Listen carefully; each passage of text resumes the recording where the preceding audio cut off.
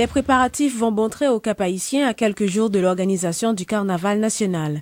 La construction de stands se poursuit, les travaux de réaménagement de la route menant au Cap avancent sérieusement, le boulevard qui doit accueillir le défilé des 3 jours gras a été également réaménagé. Les secteurs publics et privés se mobilisent à l'approche de ce grand événement culturel qui aura lieu les 10, 11 et 12 février prochains.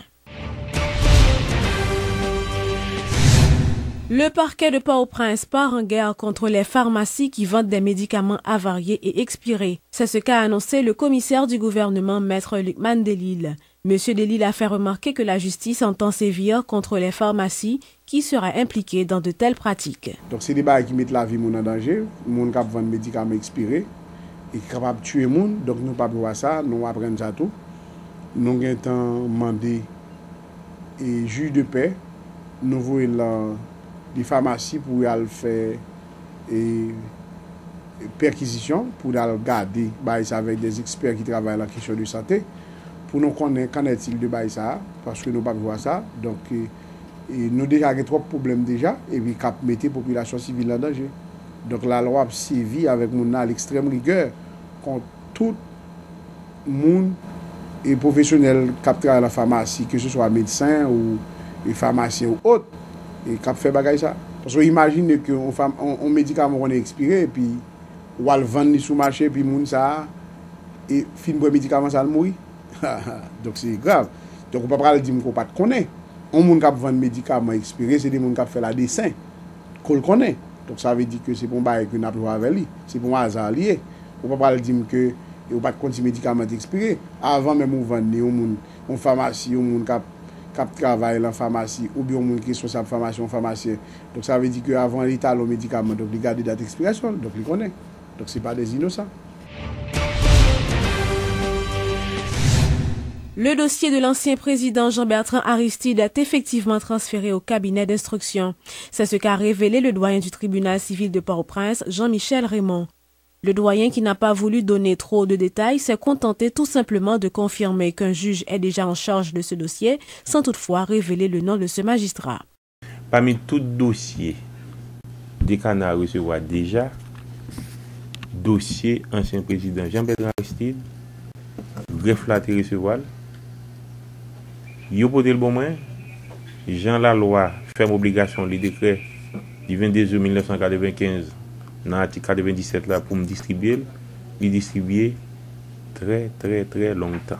Je n'ai pas de date précise pour me dire est-ce que c'est dans 24 heures après le fin auditionné ancien président, mais on fait certains dossiers à dériver dans le greffe là. Greffe là fait ça pour le faire avec le pote le bon moyen, moi-même distribuer à un cabinet d'instruction dans le tribunal là. Donc dans le jour pour venir là et nous capables attendre nous à ce que et pour gagner des monde qui a présenté devant le cabinet d'instruction dans le cadre de dossier ça. Bon, par principe, c'est ça lié. Les juges d'instruction recevront un dossier. Ils gagnent pour l'interpeller tout le monde qui estime qu'il y a des informations qui ont rapport à dossier. L'après, si le juge de la table fait ça ou il mettez en évidence le phénomène du précédent, il faut le temps de tout dossier que pour les gains de vente avant pour arriver à tout ancien dossier pour arriver dans un nouveau dossier. Dossier ça, c'est pour un dossier, je l'ai approprié là-dedans. Moi-même, c'est de la justice, m'occuper, je ne suis pas dans la politique. Et si la politique là, dans le tribunal là, je suis capable de prendre pile de monde dans le tribunal encore. Nous-mêmes, nous ne sommes pas dans la politique. Rappelons que l'ancien président Jean-Bertrand Aristide a été auditionné le 9 janvier dernier par le commissaire du gouvernement Lucman Delille en sa résidence privée à Tabar et en présence de ses avocats. Les responsables de l'unité de lutte contre la corruption annoncent la poursuite de la mise en œuvre de la stratégie nationale en matière de lutte contre la corruption en 2013. Lors d'une conférence bilan qui se tenait ce mardi sur les activités réalisées par l'ULCC de février 2012 à janvier 2013, le directeur général de cette institution, Antoine Atouriste, s'est dit satisfait jusqu'à présent du travail réalisé par l'unité de lutte contre la corruption. M. Atouriste a indiqué que l'institution qu'il dirige va tout mettre en œuvre afin que d'ici la fin du mandat du président Michel Martelly, le score d'Haïti soit passé de 1,8 à 4,5.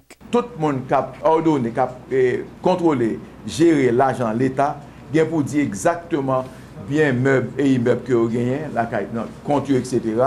Et bien nous-mêmes, l'ULCC, nous gagnons un contrôle quotidien que nous faisons sur compte ça, périodique. et chaque année nous vérifier, investiguer sur eux. Donc c'est ça qui va permettre que tendance, culture, corruption sorti dans le pays pas noir. Métier corruption risqué. Au monde qui fait, c'est au point chanceux. Mais qu'on est que on le quand même n'a privé sur vous, ou bien l'ULC ça privé sur vous, ou bien Cour supérieure des comptes a privé sur vous, ou bien commissaire a privé sur vous quand même. Comme dernier bilan, nous gagnons en plus de loi sur la répression, nous avons une loi sur l'accès à l'information qui est en cours là, qui est déposée dans le Parlement, qui connexe à la loi sur la répression. Nous avons également la loi sur l'accès, sur la protection des témoins, c'est-à-dire un citoyen qui est lésé ou bien qui est au courant qu'il y a un corps de l'État qui gaspille un côté, qui est dans la corruption, et il dénonce ce cas, et bien la loi prévoit protection pour lui. Et enfin, comme dernière réalisation, on a peine fin de compléter un code d'éthique. Un code d'éthique à l'intention des agents de la fonction publique, des hauts fonctionnaires de la fonction publique. Pour qu'on ait depuis qu'il a géré comme l'État, eh bien, il y a une façon pour gérer avec honnêteté et intégrité. Si tout ceci se fait, mes chers amis, chaque partenaire, je partition, Parlement, je partition parle. Et le système judiciaire, je partition parle. La Cour supérieure des comptes, je partition parle. La presse, vous autres, je partition pas nous. Eh bien, bon au rendez-vous. Et décembre 2013, pour le prochain indice de perception par sortie, nous pas le temps de parler d'Haïti. L'ancien sénateur Yuri Latortue déplore la lenteur enregistrée dans le processus de mise en place du CEP. Il estime que cela est dû essentiellement à l'action maladroite du CSPJ qui a nommé ses conseillers à 2 reprises, mais également aux parlementaires qui peinent à mettre sur pied une commission bicamérale. Par ailleurs, l'ex-parlementaire donne l'assurance que le chef de l'État est déterminé à réaliser les élections sénatoriales au cours de cette année. Il y a un problème au niveau du CSPJ. Il y a eu 2 désignations de 3. Il y a une première désignation où ces gens étaient installés, ont pris fonction.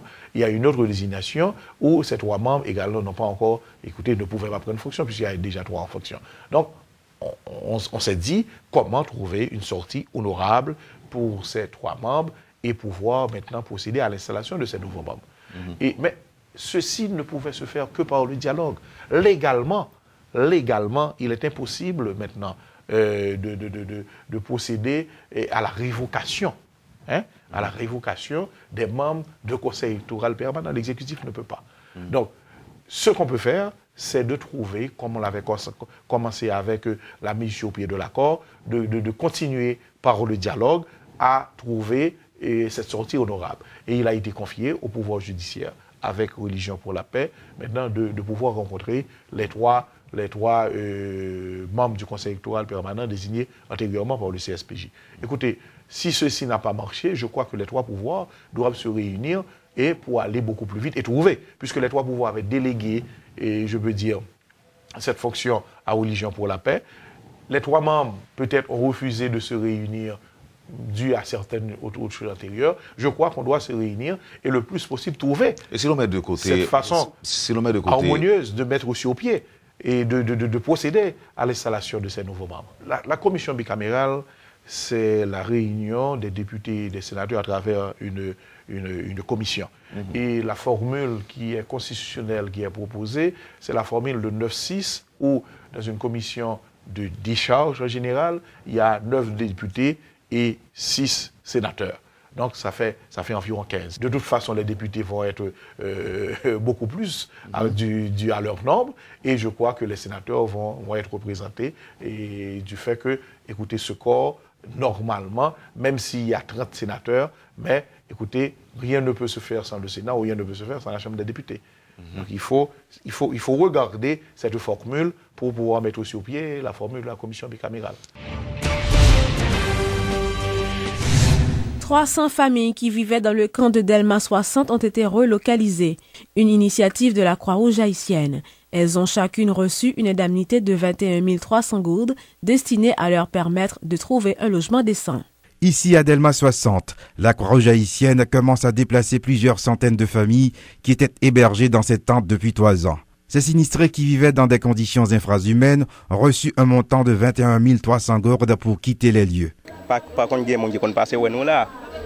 Et c'est l'autre jour nous étions là quoi où il était quoi aller venir nous. La majorité des tentes sont maintenant vides ou presque. Cependant, cette femme se plaint d'être jusqu'à présent négligée. Non, quand ça mis en bas, même moi tout le monde fin levé et moi créé là dans des dossiers mal dans l'autre camp.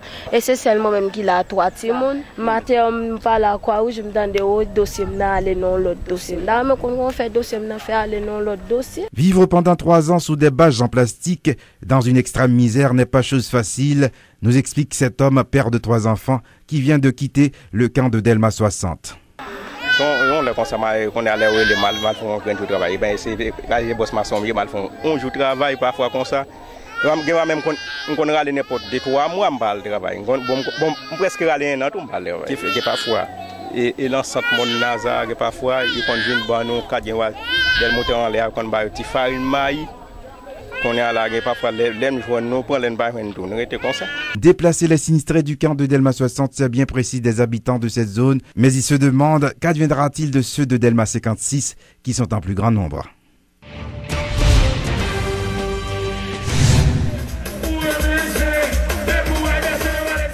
La commune de Carrefour a également organisé son carnaval le week-end dernier. Plusieurs bandes à pied et de DJ avaient assuré l'animation lors de ces festivités carnavalesques. Notons qu'aucun incident majeur n'a été signalé lors de cet événement culturel. Toutefois, plus d'une 60aine de personnes ont été blessées légèrement.